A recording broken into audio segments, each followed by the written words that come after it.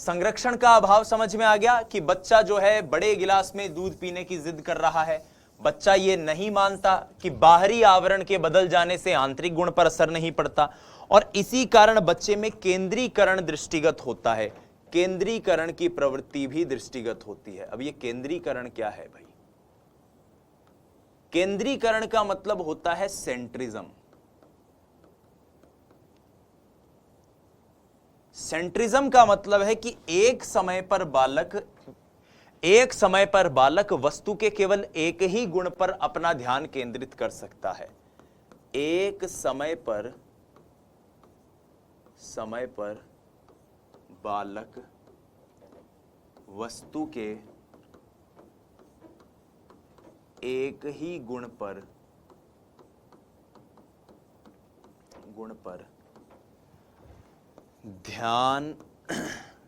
केंद्रित कर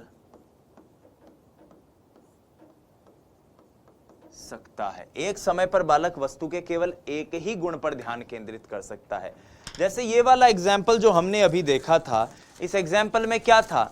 बालक जो है वो केवल लंबाई के गुण को ही इस वक्त देख पा रहा है कि भाई ये सादा कागज है, इसकी लंबाई ज्यादा है, और ये जो कागज है इसकी लंबाई कम है। बालक इस अवस्था में भी केवल एक ही गुण को देख पा रहा है कि जो ये गिलास बड़ा है इस गिलास की लंबाई ज्यादा है, ये जो चौड़ा गिलास है इसकी लंबाई कम है। तो इस हिसाब से आप कह सकते हो कि बच्चा केवल एक ही गुण पर ध्यान केंद्रित कर पाए, दूसरे पर नहीं कर पाए, तो इसको केंद्रीकरण कहते हैं।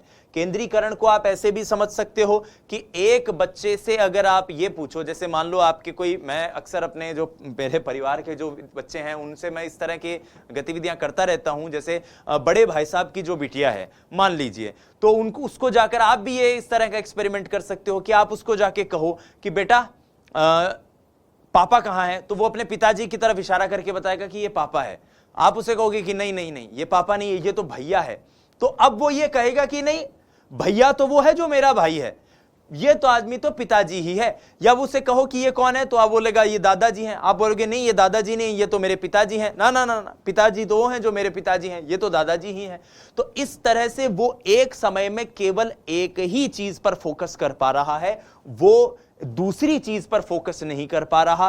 वो ये नहीं देख पा रहा कि ये जो एक चीज है इसको दूसरे तरीके से भी रिप्रेजेंट किया जा सकता है।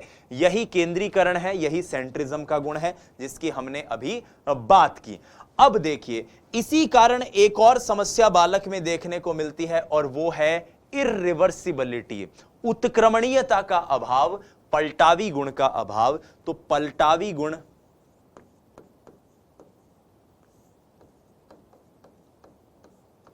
उत्क्रमणीयता का अभाव भी देखने को मिलता है।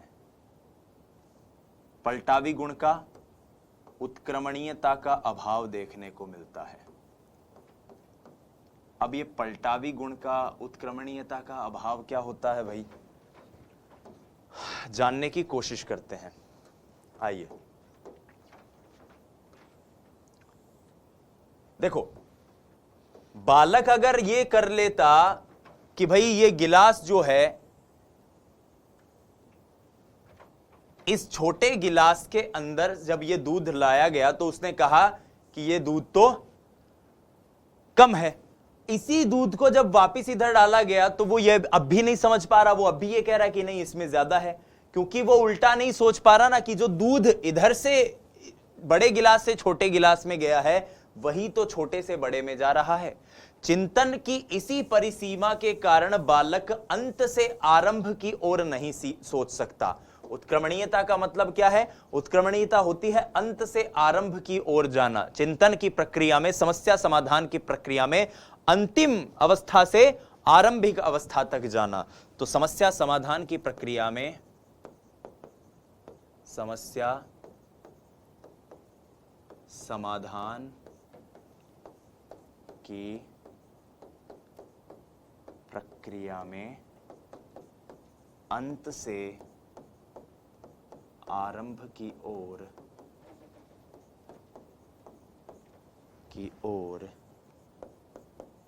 जाना,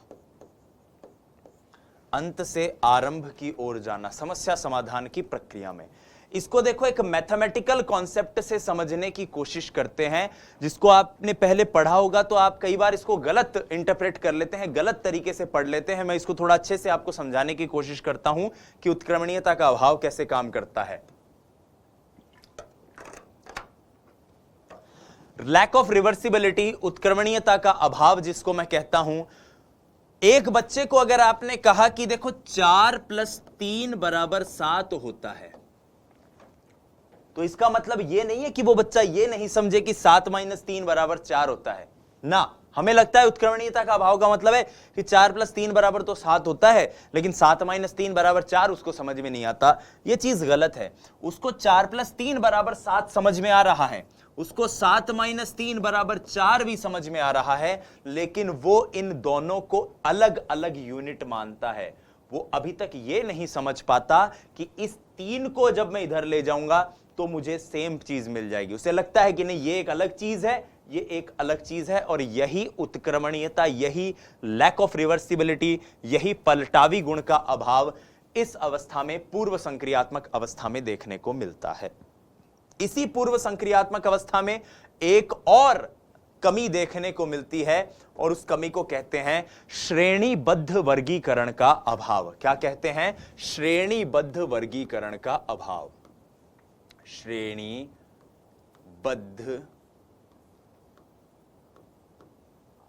वर्गीकरण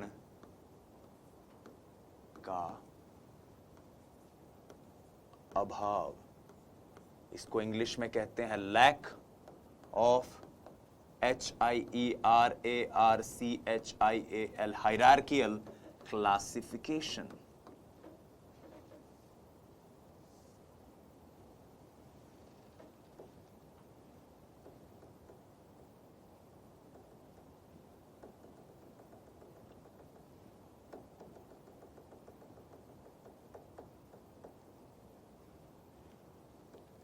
आइए वापस लिखने की कोशिश करते हैं।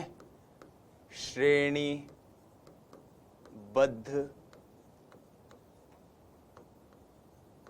वर्गीकरण का अभाव, लैक ऑफ HIERARCHIAL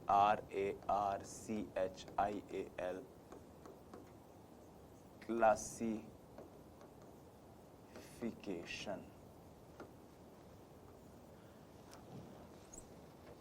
अभाव जिस चीज का है, पहले उस चीज को समझते हैं। हायरार्कियल क्लासिफिकेशन, श्रेणीबद्ध वर्गीकरण का मतलब है कि बालक किसी वस्तु के गुण, दोष, समानता, असमानता के आधार पर उसको वर्गीकृत कर सके। वस्तुओं को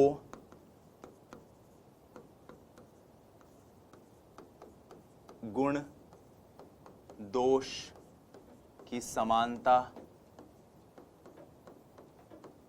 असमानता के आधार पर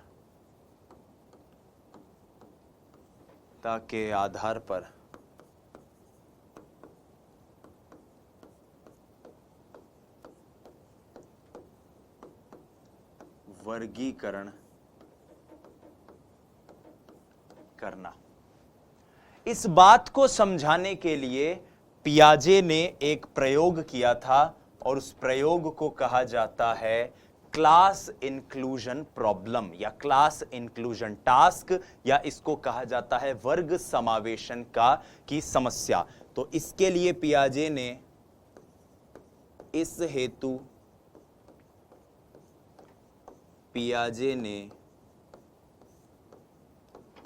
वर्ग समावेशन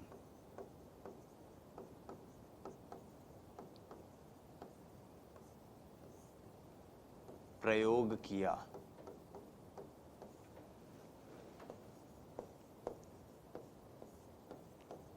वर्ग समावेशन प्रयोग को इंग्लिश में कहते हैं क्लास इंक्लूजन प्रॉब्लम या क्लास इंक्लूजन टास्क, कुछ भी कह दो। वर्ग समावेशन का ये टास्क क्या है, आप इस वक्त इस फोटोग्राफ में इस तरफ देख पा रहे हैं।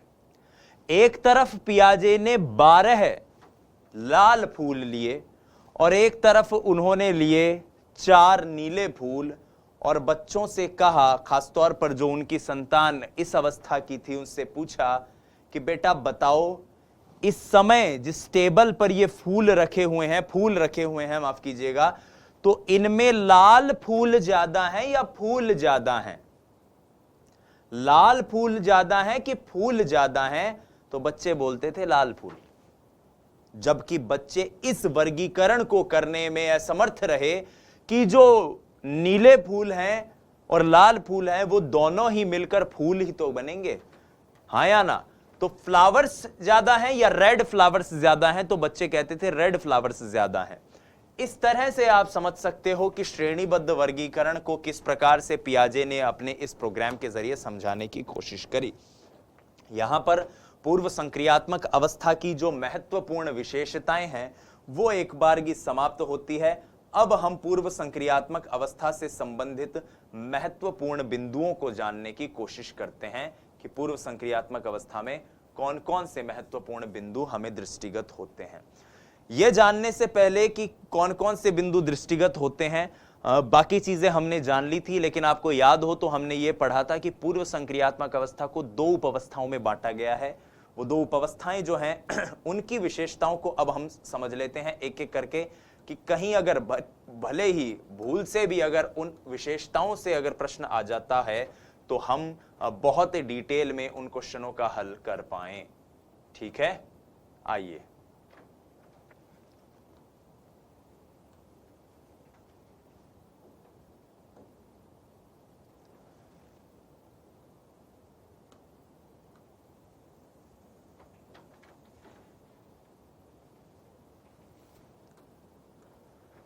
तो सबसे पहले आपको ध्यान हो तो कौन सी अवस्था थी? प्राक संप्रत्यात्मक अवस्था।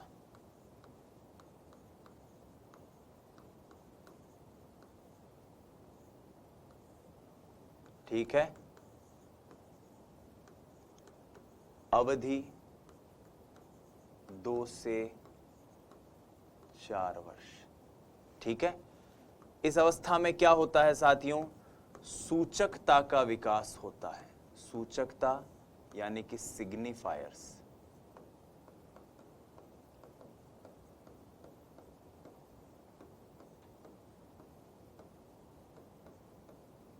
सूचकता का विकास होता है, सिग्निफायर्स का विकास। अब सूचकता के विकास में जो सबसे महत्वपूर्ण योगदान होता है वो होता है चिन्ह और संकेतों का। यह है चिन्ह व संकेतों द्वारा होता है। इसको ऐसे समझ सकते हैं कि संकेत का मतलब क्या है कि एक बच्चा, आपने महसूस किया होगा कि एक बच्चा होता है, माँ उसके हमेशा आमने सामने रहती है, तो माँ की एक प्रतिमा उसके आंखों में बन जाती है, उसके मस्तिष्क में बन जाती है, माफ कीजिएगा।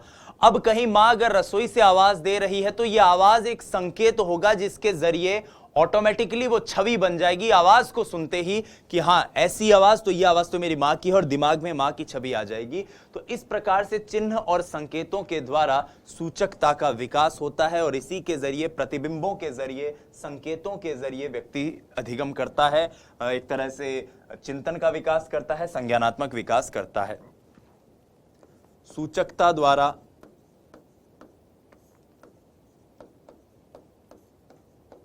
समस्या समाधान होता है। समस्या समाधान होता है। ये समस्या समाधान किसके द्वारा होता है भाई? ये सूचकता के द्वारा होता है। ठीक है, समस्या समाधान। अब इस समस्या समाधान में क्या क्या चीजें हैं जो उपयोगी होती हैं? तो इस समस्या समाधान को एक नाम से पुकारा जाता है और वो होता है लाक्षणिक कार्य। इसे लाक्षणिक कार्य, सीमोइटिक फंक्शंस कहते हैं।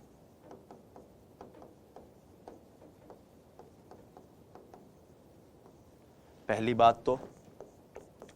दूसरी बात जो इसमें आपको याद रखनी है, सीमोइटिक फंक्शन, लाक्षणिक कार्य, वो ये कि यह खेल व अनुकरण के द्वारा होता है, यह खेल व अनुकरण द्वारा होता है, खेल व अनुकरण द्वारा होता है। सबसे महत्वपूर्ण बात जो आपको यहां पर याद रखनी है, खासतौर पर प्राक संप्रत्यात्मक अवस्था के लिए, अवधि के लिए, वो ये कि देखो यही वो अवस्था थी जिसको हम पूर्व बाल्यावस्था के नाम से जानते हैं, जहां अनुकरण द्वारा अधिगम की प्रवृत्ति होती है, और इसी तरह खेल द्वारा, अनुकरण द्वारा बालक संकेतों को, प्रतीकों को समझते हुए अपने संज्ञान का विकास कर लेता है। जो बड़ी परिसीमा है अहम केंद्रवाद की, जीववाद की, वो भी इसी में पाई जाती है। तो जीववाद व अहम केंद्रवाद परिलक्षित होते हैं।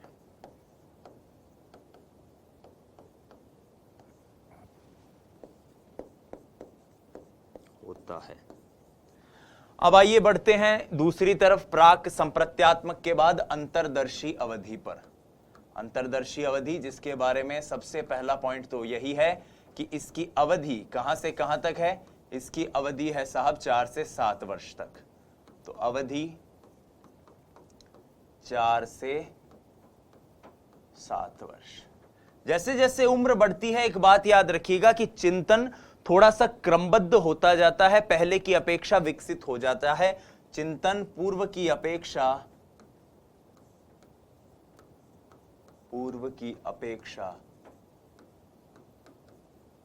विकसित हो जाता है,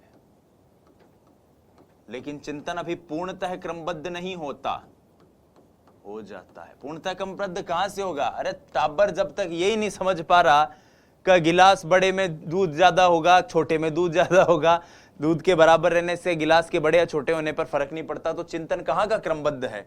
तो चिंतन में क्रमबद्धता अभी भी नहीं होती। चिंतन पूर्णतः क्रमबद्ध नहीं होता, पूर्णतः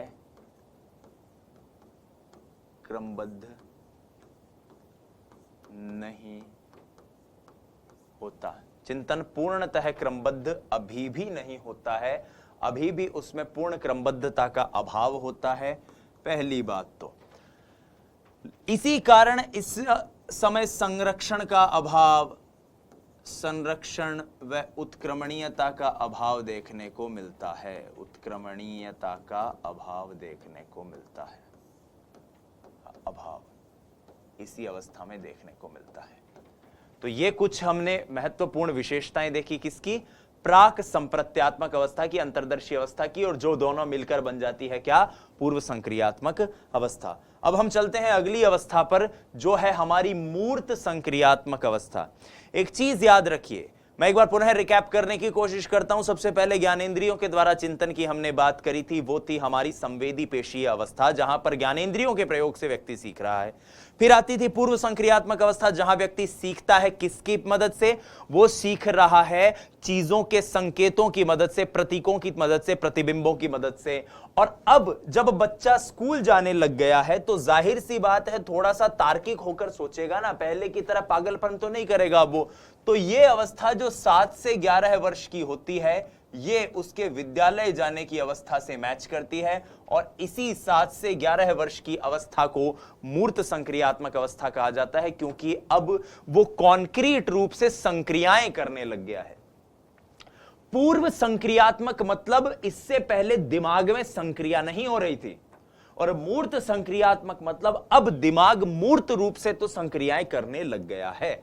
संक्रिया का मतलब वो सारी प्रक्रियाएं जिसके जरिए मेंटल गतिविधि होती है, स्मृति की, चिंतन की, तर्कना की, ये सारी मानसिक गतिविधियां होती है।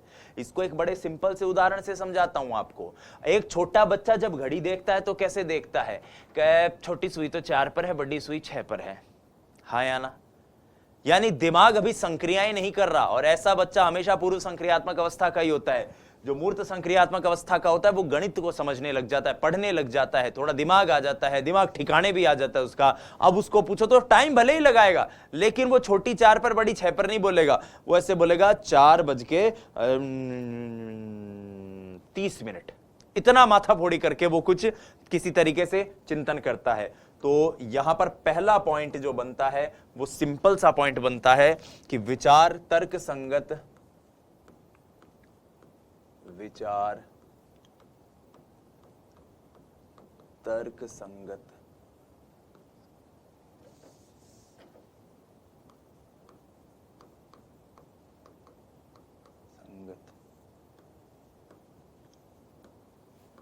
लचीले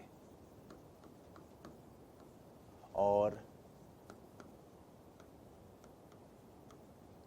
क्रमबद्ध बनते हैं। तर्क संगत, लचीले और क्रमबद्ध विचार इस अवस्था में सबसे ज्यादा दृष्टिगत होते हैं उस बालक में, पहली बात तो। दूसरी बात आपको जो याद रखनी है कि पूर्व संक्रियात्मक अवस्था की जो कमियां थी वो कमियां सब इस अवस्था में जाके, इस मूर्त संक्रियात्मक अवस्था में जाके दूर हो जाएंगी। तो पूर्व संक्रियात्मक अवस्था की एक बड़ी कमी क्या थी कि पूर्व संक्रियात्मक अवस्था के अंदर बालक का जो चिंतन था वो पूरी तरह विकसित नहीं था। तो पहली बात तो यह है कि चिंतन पूर्व की अपेक्षा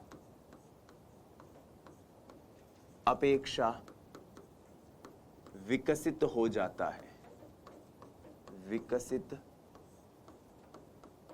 हो जाता है। पूर्व की अपेक्षा चिंतन विकसित हो जाता है। संरक्षण की प्रवृत्ति का विकास होता है, संरक्षण की प्रवृत्ति का विकास होता है। संरक्षण की प्रवृत्ति का विकास होता है, इसका मतलब यह है साथियों कि केंद्रीकरण की प्रवृत्ति कमी आने लग जाती है। तो केंद्रीकरण याद है ना कि केवल एक ही तरफ सोचता है। केंद्रीकरण की प्रवृत्ति में कमी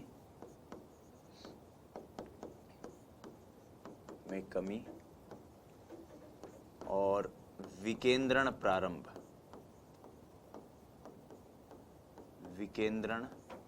विकेंद्रण मतलब ये तो है सेंट्रिज्म और ये है डीसेंट्रिज्म, यानी अब एक के साथ दो तीन पक्षों पर वो एक साथ ध्यान दे सकता है।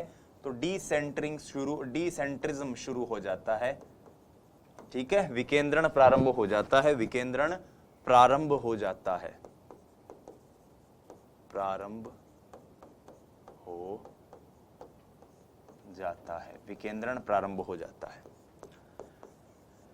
ये सारी चीजें प्रारंभ हो गई है, इसका मतलब चिंतन में अब उत्क्रमणीयता भी आ गई है। तो लिख लो, चिंतन में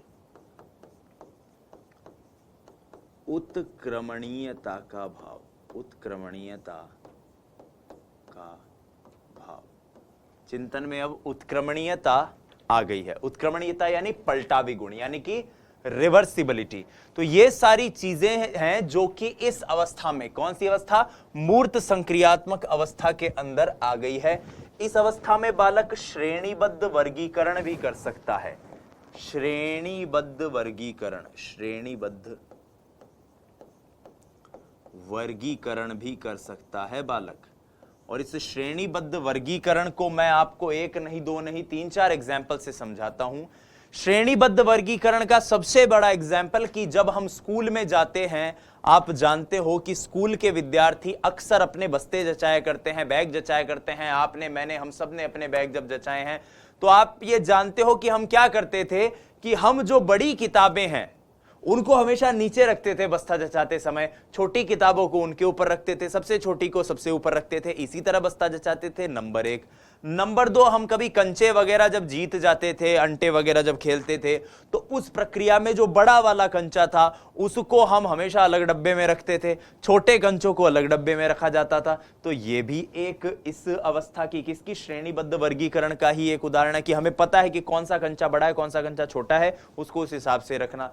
इसको आप इस तरह से भी जान सकते हो कि हमारे अंदर जो संरक्षण की माफ कीजिएगा, संग्रहण की प्रवृत्ति होती है, जो उत्तर बाल्यावस्था में होती है, बच्चे डाक टिकट, टैटू, ये सारी चीजें जब इकट्ठे करते हैं तो उनको भी जिस तरह से वो सजा के रखते हैं, अपने पास संभाल के रखते हैं, उनको अलग अलग वर्गीकृत करते हैं। तो ये भी किसका एक उदाहरण है, श्रेणीबद्ध वर्गीकरण का, हिरार्कियल क्लासिफिकेशन का एक उदाहरण है।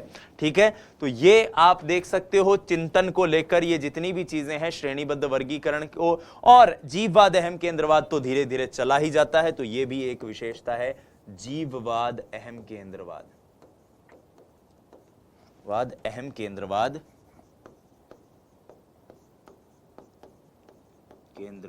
समाप्त। अब यहां पर इस अवस्था की दो बड़ी महत्वपूर्ण विशेषता हम जानने की कोशिश करते हैं, जिसमें एक विशेषता तो ऐसी है जिसके जरिए पियाजे को इस अवस्था की एक बड़ी कमी के बारे में पता चला, तो वो विशेषता है पंक्तिबद्धता। पंक्तिबद्धता जिसको कहते हैं सीरिएशन। पंक्तिबद्धता का मतलब क्या है? पंक्तिबद्धता का मतलब यह है कि इस अवस्था में बालक वस्तु के साथ जुड़ी हुई गणितीय विशेषताएं जैसे लंबाई, चौड़ाई, आयतन, इनको समझकर उससे जुड़ी समस्या का समाधान कर देता है। बालक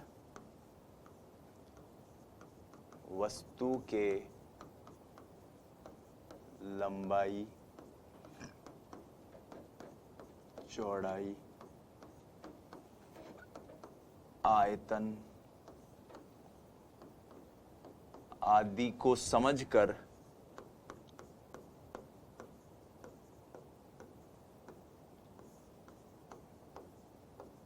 समस्या समाधान कर लेता है। आयतन वगैरह को समझकर, लंबाई वगैरह को समझकर अगर कोई समस्या उसे दी जाए तो उस समस्या का वो समाधान कर देता है। और इसको समझाने के लिए पियाजे ने लकड़ी के टुकड़ों को क्रम से सजाने का प्रयोग करवाया। इस हेतु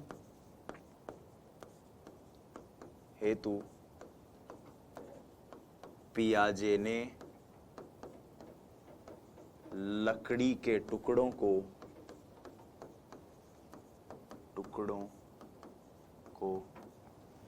क्रम से सजाने का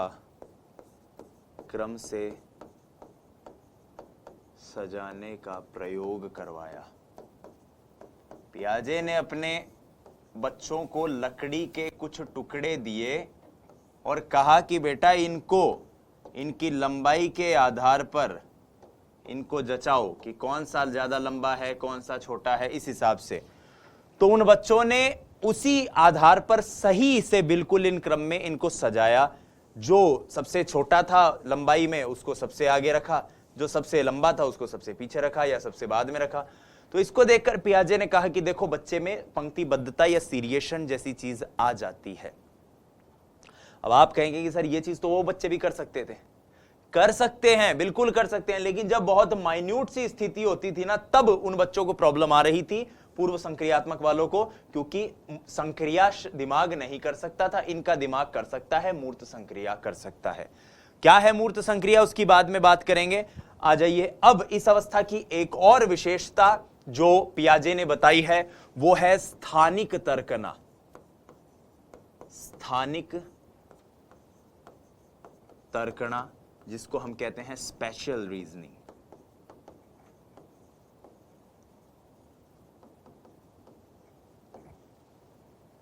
ये स्थानिक तर्कना क्या है?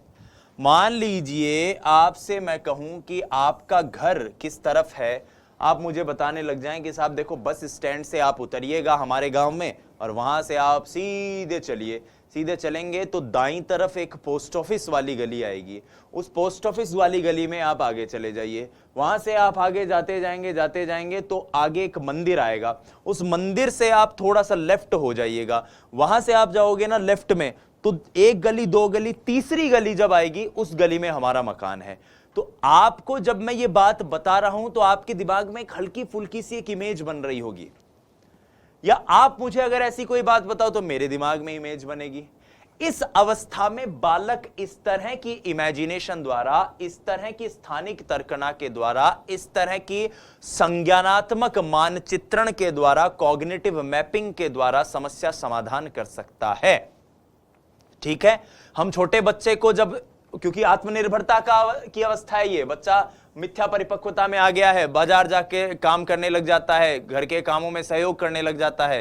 तो बच्चे को आपने कहा कि बेटा एक बार बाजार से जाकर ये सामान लिया, तो आपको बच्चा कहे कि ये कौन सी दुकान है, कौन सी दुकान पे मिलता है, तो आप उसे कहो कि देख यहां से इधर जाना, उधर जाना, 2 गली छोड़ के पंसारी की दुकान आएगी, पंसारी की दुकान के ठीक सामने एक छोटा सा वो कटला है, उसकी तरफ चले जाना। तो यहां से क्या है, उस बच्चे को समझ में आने लग जाती है अब चीजें। तो ये पॉइंट आप जरूर याद रखिएगा कि बालक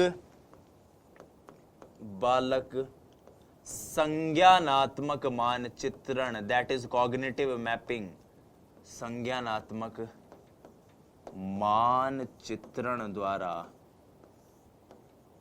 द्वारा स्थान विशेष को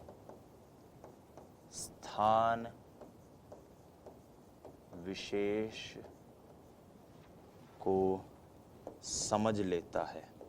सिंपल सी बात है भाई, ये जो चीजें हैं ये आपने कैसे सीखी। हम जब कई बार इस तरह की बात करते हैं, ये शुरुआत दिमाग में कब से हुई? ये शुरुआत इसी अवस्था में होती है जब बच्चा स्थानिक तर्कना कर सकता है, स्पेशल रीजनिंग कर सकता है, कॉग्निटिव मैपिंग के जरिए इन चीजों को समझ सकता है, जिसकी बात हमने अभी अभी इस वीडियो में यहां पर करी है। अब देखो यहां पर तो हमने बात कर ली इसकी विशेषताओं की, लेकिन इस अवस्था में एक बहुत बड़ी कमी है, एक बहुत बड़ी परिसीमा है। उस परिसीमा को, उस कमी को भी जानना जरूरी है। परिसीमाएं मतलब लिमिटेशन।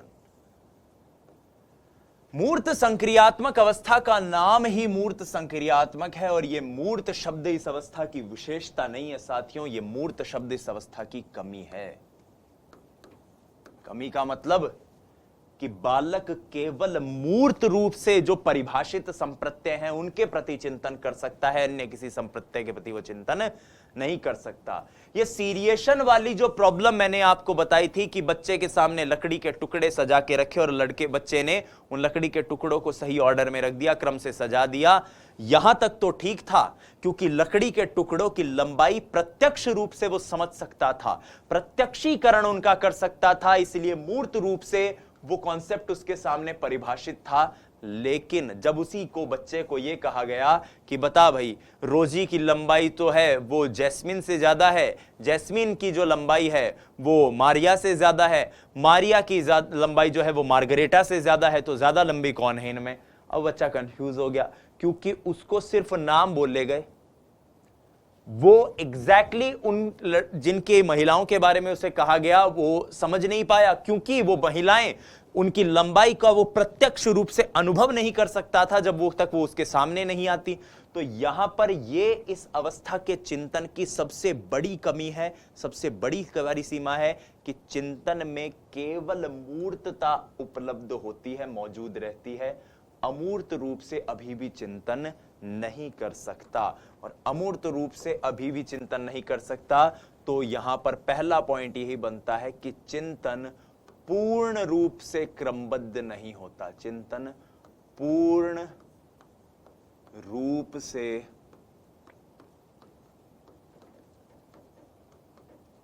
क्रमबद्ध नहीं होता, पूर्ण रूप से क्रमबद्ध चिंतन अभी भी नहीं होता। सोचो आप, क्योंकि चिंतन में मूर्तता तो है, अमूर्तता का अभाव होता है।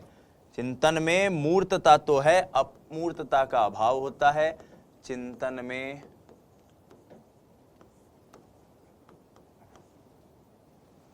मूर्तता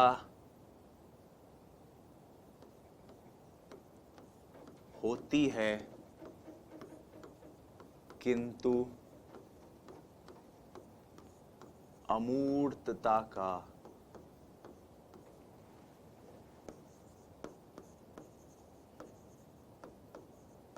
अभाव होता है। अंतिम पॉइंट एक जो बनता है इसका कि तार्किक रूप से उपलब्ध, तार्किक रूप से उपलब्ध सभी समाधानों पर, सभी समाधानों पर विचार संभव नहीं।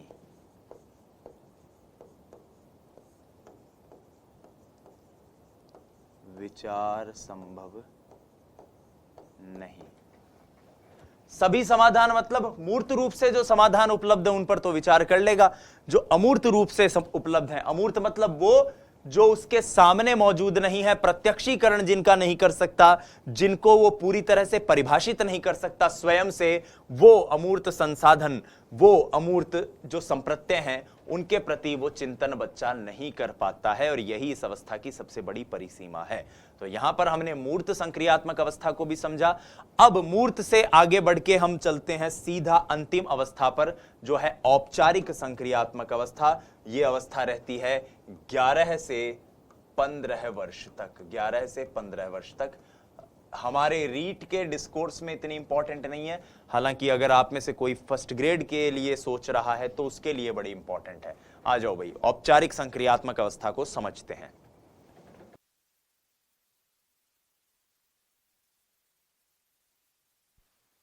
हेलो हेलो,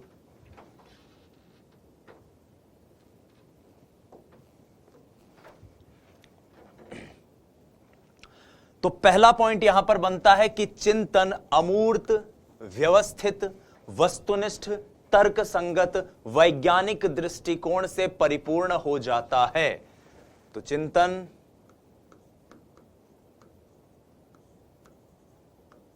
अमूर्त,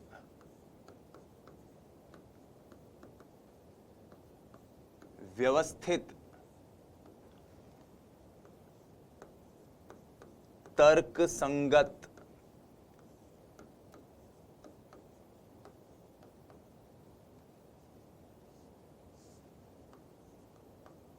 क्रमबद्ध,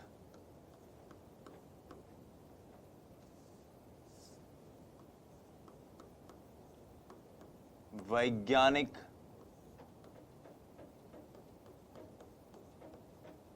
दृष्टिकोण से परिपूर्ण हो जाता है।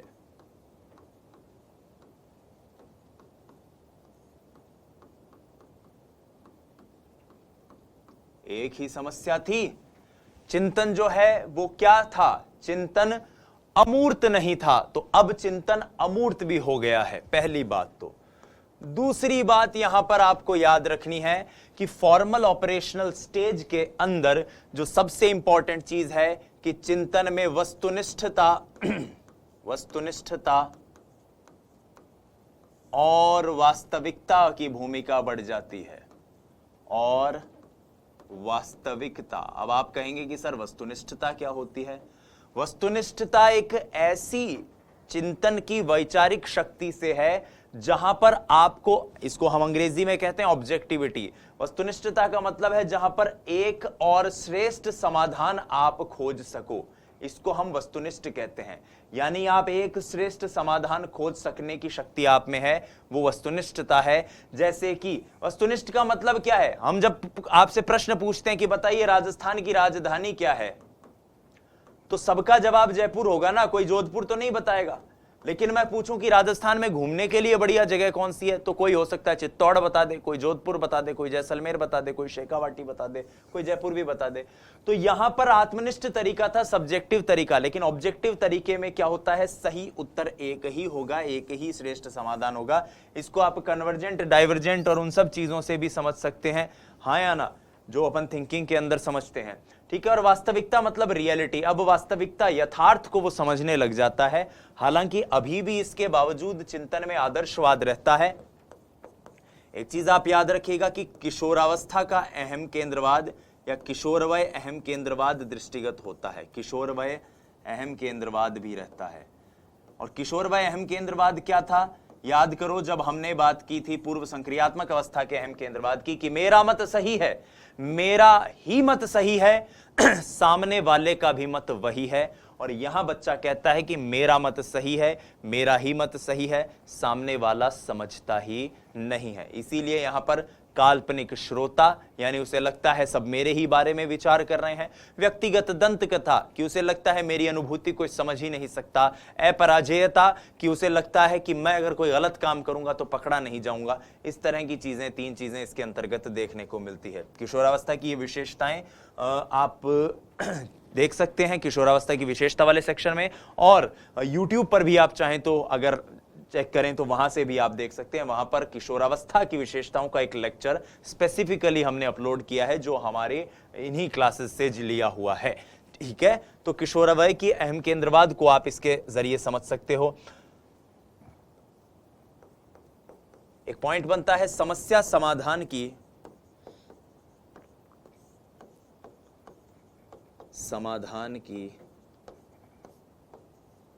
सभी संभावनाओं को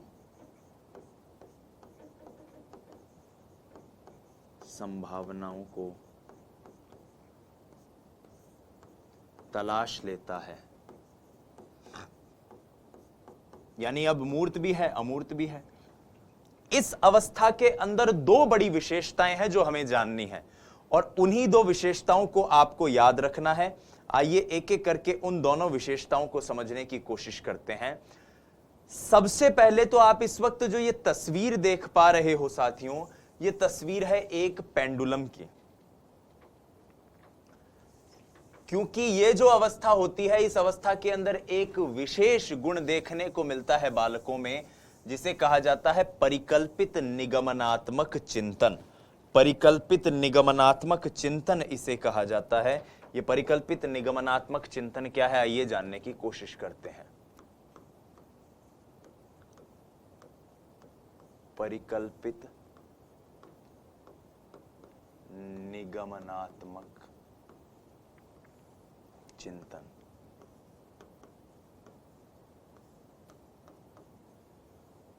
हाइपोथेटिको डिडक्टिव रीजनिंग। हाइपोथेटिको डिडक्टिव रीजनिंग, परिकल्पित निगमनात्मक चिंतन इस अवस्था में होता है। लिखो, चिंतन का प्रारंभ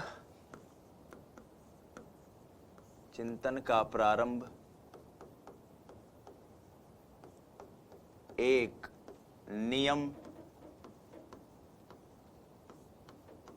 अवधारणा, परिकल्पना से होता है। मतलब एक विचार उसके दिमाग में है, कहीं से उसने पढ़ लिया, कल्पना से होता है, जिसका वास्तविक स्थिति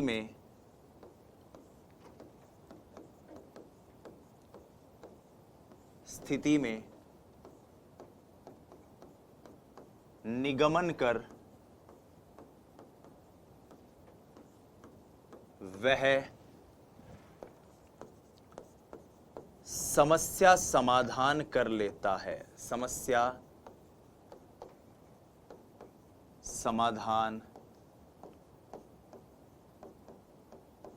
कर लेता है। वास्तविक परिस्थिति में उसका निगमन करके बालक जो है वो समस्या समाधान कर लेता है। अब इस कॉन्सेप्ट को समझाने के लिए पियाजे ने पेंडुलम प्रॉब्लम का इस्तेमाल किया। पेंडुलम प्रॉब्लम या पेंडुलम टास्क, कुछ भी कह दो। पेंडुलम यानी कि लोलक। आप अगर भौतिक विज्ञान या फिजिक्स को आपने पढ़ा हो तो आप जानते होंगे कि पेंडुलम का मतलब ये कुछ नहीं होता, एक रस्सी से अगर किसी ऑब्जेक्ट को अगर ऐसे लटका दिया जाए और फिर वो ऑब्जेक्ट इस तरह से घूमता रहे तो उसको कहते हैं पेंडुलम। ठीक है। अब पियाजे ने पहले मूर्त संक्रियात्मक अवस्था के जो बच्चे थे उनसे एक सवाल किया। उनसे सवाल ये किया कि बच्चों एक बात बताओ कि ये एक पेंडुलम है जिसको मैंने यहां पर ऐसे बांध रखा है। अगर इस पेंडुलम की हाइट की बात करें तो ये पेंडुलम की जो हाइट है, माफ कीजिएगा हाइट नहीं, इस पेंडुलम की स्पीड की बात करें तो ये पेंडुलम की स्पीड किस बात पर निर्भर करेगी। ऐसा एक पेंडुलम है, देखो ब्लैक कलर का पेंडुलम है, इसको ऐसे बांध रखा है। तो मूर्त संक्रियात्मक वालों ने कहा कि देखो अंकल जी, पापा जी, जो भी हैं, आप इसकी स्पीड तो निर्भर करेगी कि इसको कितनी तेजी से अपन मारेंगे, बस इतनी सी बात है। लेकिन वो बच्चे जो औपचारिक संक्रियात्मक अवस्था के थे, वो बच्चे जिनको फिजिक्स का, मैकेनिक्स का थोड़ा बहुत ज्ञान था, उन्होंने कहा कि देखो पिताजी, इसके ऊपर यहां लग रहा है mg नाम का फोर्स, ऊपर लग रहा है n बोले तो न्यूटन, ठीक है। ये वो जगह है जहां पर हाफ mv² जो है उस हिसाब से काइनेटिक एनर्जी लग रही है, 1/2 mv²। और क्योंकि ये जो पेंडुलम है ये अपनी रोटेशन कुछ इस तरह से पूरी करेगा, mgh इसके ऊपर यहां पर पोटेंशियल एनर्जी है जो कि इस वक्त तो मैक्सिमम है, और यहां पर पोटेंशियल एनर्जी 0 है। यहां पर पोटेंशियल एनर्जी मैक्सिमम होगी या पोटेंशियल एनर्जी 0 होगी। तो इसका मतलब ये जो लोलक है, पेंडुलम है, इसकी गति केवल और केवल इसकी गति पर निर्भर नहीं करेगी, बल्कि इस लोलक की लंबाई पर भी निर्भर करेगी कि रस्सी कितनी लंबी है, क्योंकि mgh पोटेंशियल एनर्जी है। ये इस पर भी निर्भर करेगी कि इस लोलक का मास कितना है, इस लोलक का वजन कितना है, पेंडुलम का वजन कितना है। ये इस पर भी निर्भर करेगी कि ये पेंडुलम समुद्र तल से कितनी ऊंचाई के ऊपर रखा गया है, ये पानी जैसे या किसी द्रव्य पर में तो नहीं रखा गया है। तो इस हिसाब से उन बच्चों ने ये अंदाजा लगा के जब जवाब दिया, तो पियाजे ने कहा कि बच्चों में परिकल्पित निगमनात्मक है, ये तो एक परिकल्पना है जो इसकी ग्रेविटेशनल फोर्स की, इस परिकल्पना का इस्तेमाल, इस परिकल्पना का निगमन बच्चा कर रहा है। कहां पर? एक वास्तविक समस्या में डिडक्टिव रीजनिंग का इस्तेमाल कर रहा है, निष्कर्ष से उदाहरण में उपयोग उसका कर रहा है, और इसलिए इस पेंडुलम प्रॉब्लम के जरिए बालक में यह निगमन चिंतन शुरू हो गया है। दूसरा जो उन्होंने प्रयोग किया इस अवस्था की विशेषता को जानने के लिए, वो था प्रोपोजिशनल थॉट्स। प्रोपोजिशनल थॉट्स,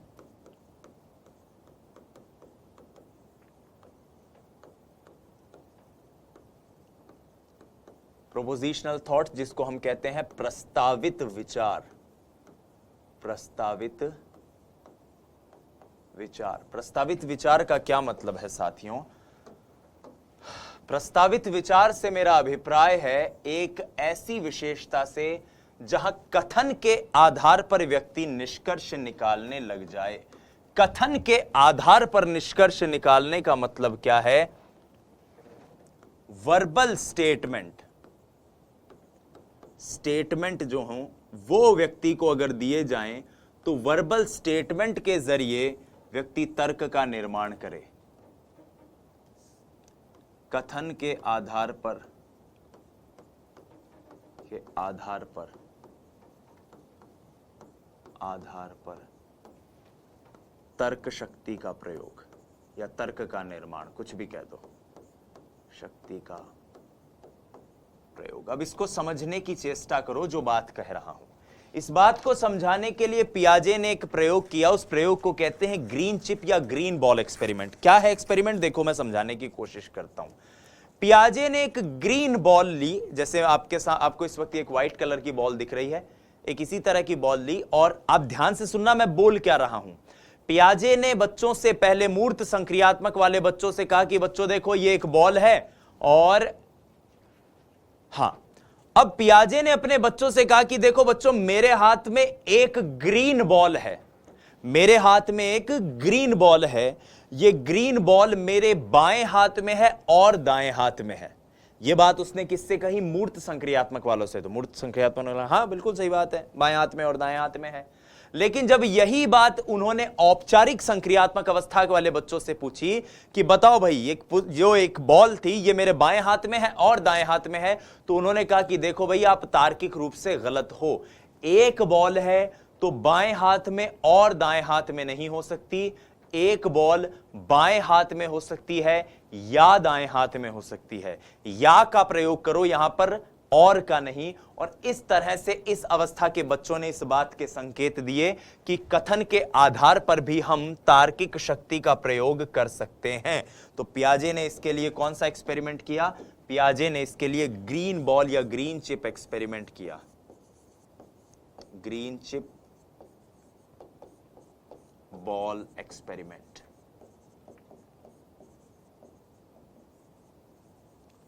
तो इस लिहाज से पियाजे ने समझाने की कोशिश करी कि तर्कना बालक कथन के आधार पर भी करते हैं। आप में से अगर कुछ साथी रीजनिंग को जानते होंगे तो रीजनिंग में जितनी भी चीजें इस्तेमाल होती हैं, जितने भी कॉन्सेप्ट इस्तेमाल होते हैं रीजनिंग के अंतर्गत, उन सभी कॉन्सेप्ट्स का प्रयोग इसी प्रकार से, इस तरह के क्वेश्चन आते हैं, उसके अंदर सिलोजिज्म के क्वेश्चन आते हैं, एक्शन रिएक्शन के क्वेश्चन आते हैं। वो जो क्वेश्चन आते हैं कॉज एंड इफेक्ट वाले, एक्शन रिएक्शन वाले, सिलोजिज्म वाले, उन क्वेश्चंस को व्यक्ति के अंदर जो विद्यार्थी होता है वो कथन के आधार पर ही तो तर्क शक्ति का प्रयोग करता है। जैसे लिखा था ना, सारे बैट बॉल हैं, सारे बॉल जो हैं वो क्रिकेट के स्टंप हैं, तो कुछ बॉल स्टंप हैं, कुछ बॉल बैट हैं। ये कथन के आधार पर तर्क शक्ति का प्रयोग, तर्कना का प्रयोग औपचारिक संक्रियात्मक अवस्था की ही विशेषता है। यहां पर चिंतन पूर्णतः परिपक्व हो जाता है, कंप्लीट हो जाता है, और यहां पर पियाजे की चारों अवस्थाओं की विशेषता भी कंप्लीट हो जाती है। अब आइए हम डिटेल में एक बार हर एक अवस्था की विशेषता का रिकैप कर लेते हैं ताकि हमें कोई कंफ्यूजन ना रहे। हमने बात करी थी सबसे पहले संज्ञानात्मक विकास के सिद्धांत में पियाजे के द्वारा दी गई 4 अवस्थाओं की, संवेदीगामक, पूर्व संक्रियात्मक, मूर्त संक्रियात्मक, औपचारिक संक्रियात्मक। जन्म से 2 वर्ष, 2 से 7 वर्ष, 7 से 11, 11 से 15। फिर हमने बात करी थी 6 उप अवस्थाओं की, जिसमें पहली थी प्रतिवर्त क्रियाओं की अवस्था, जो कि है जन्म से 1 माह तक, जहां पर मुख्यतः बालक चूसने का प्रतिवर्त उपयोग में लाता है। फिर प्रमुख वृत्तीय प्रतिक्रियाओं की अवस्था, बालक के वॉलेंटरी एक्शन, ऐच्छिक एक्शंस जो हैं वो बढ़ जाते हैं 1 से 4 माह तक। प्रमुख इसलिए क्योंकि ये क्रियाएं प्रमुख है, वृत्तीय इसलिए क्योंकि बार बार दोहराई जाती हैं। बालक निपल व चमच के लिए भी अलग अलग तरीके से मुंह खोलता है। उसके बाद लॉरेंट पर प्रयोग किया था गौण वृत्तीय क्रियाओं की अवस्था 4 से 8 माह तक, जहां बच्चा रीचिंग एंड मैनिपुलेटिंग ऑब्जेक्ट के काम करने लग जाता है। बालक माता पिता के साथ, अभिभावक के साथ सक्रिय रूप से खेलता तो है, लेकिन वो उस खेल में शामिल नहीं हो पाता, मजा उसे बहुत आता है। उसके बाद गौण स्कीमेटा के समन्वय की अवस्था, जहां पहली बार वस्तु स्थायित्व के लक्षण दिखाई देते हैं, लेकिन पूरी तरह से नहीं होते, क्योंकि ए नॉट बी सर्च की प्रधानता होती है। उसके बाद अगली अवस्था में तृतीय वृत्तीय प्रतिक्रियाओं की अवस्था, अन्वेषी व्यवहार ज्यादा होता है, प्रयास त्रुटि करता है, गिरता है, पढ़ता है, गिरता है, और मानसिक संयोग द्वारा नए साधन की खोज, जहां पर ल्यूसियाना का मैंने एक्सपेरिमेंट बताया था, गाड़ी चलाते हुए वो किस तरह से गाड़ी की दिशा को मोड़ रही थी। वस्तु स्थायित्व विकसित हो जाता है, मानसिक प्रतिबिंबों के जरिए अब चिंतन शुरू हो जाता है। संज्ञान का निर्माण प्रतीकों, संकेतों, प्रतिनिधित्वात्मक गतिविधियों से होता है पूर्व संक्रियात्मक अवस्था में। इसकी 2 उपअवस्थाएं हैं, प्राक संप्रत्यात्मक और अंतर्दर्शी। मेक बिलीव प्ले, जहां बच्चा छोटी छोटी चीजों का उपयोग करके ऐसे बोलता है कि हाँ हेलो फोन, पापा कैसे हो, इस तरह की गतिविधियां करता है। अहम केंद्रवाद, जहां उसे लगता है मेरा विचार सही है, मेरा मत सही है, सामने वाले का भी वही है। इसको लेकर पियाजे 3 पर्वत समस्या प्रयोग करते हैं। जीववाद, जो कि अहम केंद्रवाद से ही आता है, जिसके अंदर निर्जीव वस्तुओं को बच्चा सजीव समझने लग जाता है। संरक्षण, जिसके अंतर्गत बच्चे को यह नहीं समझ में आता कि बालक जो है, कोई वस्तु जो है, माफ कीजिएगा, उसके अगर बाहरी तत्व को बदल दिया जाए तो आंतरिक तत्व पर प्रभाव नहीं पड़ेगा। मैंने आपको एक एग्जाम्पल, पेपर वाले एग्जाम्पल से यह बात समझाई थी। उसके बाद हमने आगे बढ़े और हमने जाना केंद्रीकरण, जहां पर एक समय पर बालक केवल एक ही गुण की तरफ ध्यान दे पाता है, और पलटावी गुण, जहां पर उल्टा नहीं सोच पाता बच्चा।